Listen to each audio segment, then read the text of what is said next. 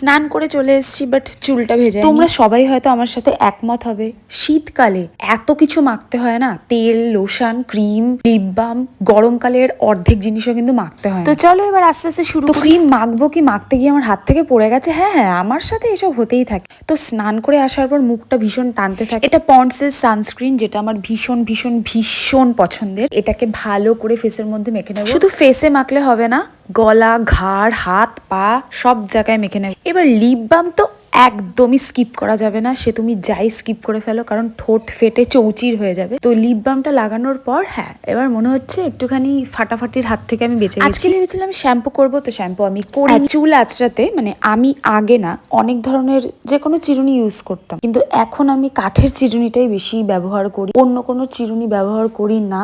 আর আমার মনে হয় কাঠের চিরুনিটা ব্যবহার করাই ভালো। আর আমার আগের ভিডিওগুলো যারা দেখেছে তারা দেখে হয়তো বুঝতে পারছে, হ্যাঁ আমি চুলটা কেটে একটু ছোট করে ফেলেছি। চুল আঁচড়াতে আঁচড়াতে হাসছি, অনেক কিছুই করছি, আমি নিজেও জানি না কেন করছি। মনে হয় তোমাদের সাথে মানে তোমাদেরকে দেখানোর জন্য এত হাসাহাসি চুল আঁচড়াতে গিয়ে। তো ব্যাস, দুপুরবেলা স্নান করার পর এটাই আমার রুটিন ধরে নিতে পারো। টাটা আর সাবস্ক্রাইব।